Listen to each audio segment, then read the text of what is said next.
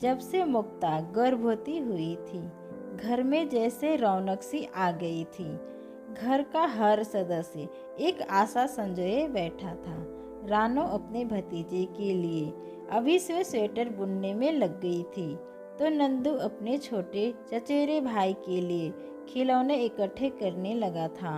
घर की बड़ी होने वाले बच्चे की दादी माँ तो सुबह शाम ठाकुर जी को घी के दिए लगाती और कहती, ठाकुर जी आप ही बालक बनकर मेरे आंगन में पधारना। उसे क्या पता था कलयुग में अवतार होगा, पर बहुत देरी से। होने वाले बच्चे के दादा आंगन में घुटने के बल चलते और कहते, हाथी आया, हाथी आया, मेरा राजकुमार हाथी पर बैठेगा। जन्म लेने वाले बच्चे के पिता भी उसके जन्म को लेकर उत्साहित थे। रोज नए नए नाम सोचते, उसके भविष्य के लिए अभी से संचय करने का विचार करते। पर मुक्ता के मन में एक उहापोह की स्थिति थी। वह सोचती थी कि क्या वह इस घर को कुल दीपक देगी या दो कुलों को उज्जवल करने वाला सेतु। आशंकित थी घर वालों की प्रतिक्रियाओं को लेकर। माँ के घी के दिया जलाने का क्या फल देगा। हर समय चिंतित रहती, भला हो कानून का जो उसको सोनोग्राफी नहीं हुई थी तो उसे अपना असतित्व साबित करने का अग्नि परीक्षा से और गुजरना पड़ता। घर वाले के सपनों का महल पल भर में घराशाही हो जाता और इसमें दबकर मारी जाती वह, क्योंकि जब खुदा का कहर बरसता है तो कमजोर पहले मरता है। इन्हीं चिंताओं आशंकाओं के बीच उसको उसका समय निकालना था। वह एक ऐसे दोहरे पे खड़ी थी जहाँ एक ओर तो खुशियों का अंबार थे, बधाइयों का तांता, घर का सम्मान, दूसरी ओर लानत, ठोकरे और ऐसी घृणा जिसका ना कोई कारण था ना आधार। जिनके यहाँ बेटी होती है वहाँ तो हिंजड़े भी नाचने नहीं आते। रोज उसका पति उससे नया खाने को लाता। उसे एहसास होता उन चीज़ों में छिपी उन अपेक्षाओं का।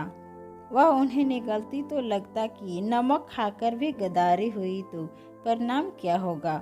उसे रामायण पढ़ने को कहा जाता जिससे बच्चे में अच्छे संस्कार आएंगे, लेकिन वह मन से वैसा नहीं कर पाती थी, क्योंकि उसे इस संस्कार की मूर्खता पर हंसी आती कि देखो एक मांस के लोथड़े पर भी दाव लगाए जा रहे हैं कि वो भी हमारे अनुरूप आकार ले। इंसान चाहता है खुशियां ही खुशियां, शायद कोई एकाध ही हो जो गम चाहता हो। कुंती इस मामले में महान थी जो उन्होंने कृष्ण से विपत्ति मांगी। उधर बढ़ने के साथ साथ मुक्ता की चिंताएं भी बढ़ रही थी। वह अपने नाम के अनुरूप ऐसे मामलों में भी मुक्त नहीं थी जिस पर उसका कोई वश नहीं था। 8 महीने हो चुके थे, अब 1 महीना मात्र शेष था। डॉक्टर रोज चेकअप करने घर आता, मुक्ता को फल दूध आदि खाने की सलाह देता, पर मुक्ता को जिस आशंका ने घेर रखा था अभी उसके पटाक्षेप में कुछ समय था। यही वजह थी मुक्ता कमजोर होती जा रही थी। सब बस उस दिन के इंतजार में थे जब घर की लुकारियां से गूंजेगा। मुक्ता की यह आशंकाएं कहाँ से उपजी यह तो वो भी नहीं जानती थी, परंतु समाज में रहते रहते वह भी जान चुकी थी कि बेटी अगर बेटी पैदा करो तो अब शगुन होता है। समाज में रहते रहते वह भी स्त्री बन चुकी थी। समाज कैसे अपने विचार किसी पर नियम कायदे कहकर लाद देता है। समाज गतिशील होने की बात करता है, पर उसकी यह शर्त होती है कि दौड़ में केवल पुरुष ही शामिल हो, स्त्रियों को इसमें भाग लेने का अधिकार नहीं है। भ्रूण हत्या समाज की कृत्रिम गतिशीलता का परिणाम है। प्राचीन समाज स्त्रियों का शोषण कहा जाएगा तो आधुनिकता का ढोंग करता यह समाज स्त्री हत्यारा कहा जाएगा। 9वां महीना लग चुका है। मुक्ता किसी भी पल इस संसार में अपना प्रतिबिंब जोड़ सकती है। वह भी ईश्वर के समान रचना करने की शक्ति पाने वाली है। घर किलंकारियां भरने को तैयार हो रहा है। रानो का स्वेटर भी तैयार है और नंदू के खिलौनों भी। दादी भी नन्हे मेहमान के लिए बाहें फैलाए बैठी है। प्रकृति भी अपने तरह से उसको स्वागत करने का बेताब है। आखिर वही तो उसे यहाँ रहना सिखाएगी। परसों पीड़ा तीव्र होते ही सब मुक्ता को लेकर अस्पताल दौड़ते हैं। मुक्ता करा रही है, सब खुश है। यही है नारी जो अपनों की खुशियाँ के लिए क्या क्या पीड़ा नहीं सहती। मुक्ता बेड पर है, अचानक उसकी वेदना तीव्र होती है और आगमन होता है इस संसार में एक प्यारी सी बेटी का। मुक्ता उसे देख मुस्कुराती है, अचानक रो पड़ती है, सोचती है क्यों नारी भी नारी की शत्रु बन जाती है।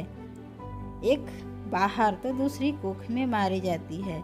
क्या इसलिए कि वह नहीं चाहती कि ये भी सहे इस समाज की सितम या चिरकाल से चली आ रही है।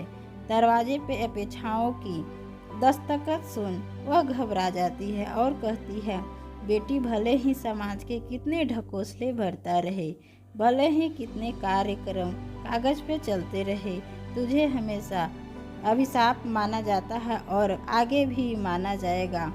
शोषण के रूप बदल जाएंगे, तौर तरीके और हथियार बदल जाएंगे, परंतु तू पिसती रहेगी। ये संसार तुझे प्यार से कभी नहीं अपनाएगा। आज मुझ पे ताने मारेंगे, कल तुझ पर। मैंने एक युक्ति सोची है, तू मुझ में वापस समा जा, मुझ में ही पल बढ़। ज़्यादा परेशान होकर मुझे तुझसे पीछा छुड़ाना होगा तो मैं अपना ही गला दबा लूँगी। इतना सुनते ही बच्ची माँ में समा जाती है। दरवाजे के पीछे से आवाज़ आती है, मुक्ता क्या हुआ? मुक्ता कहती है, माँ जी आज तो मेरा ही नया जन्म हुआ है।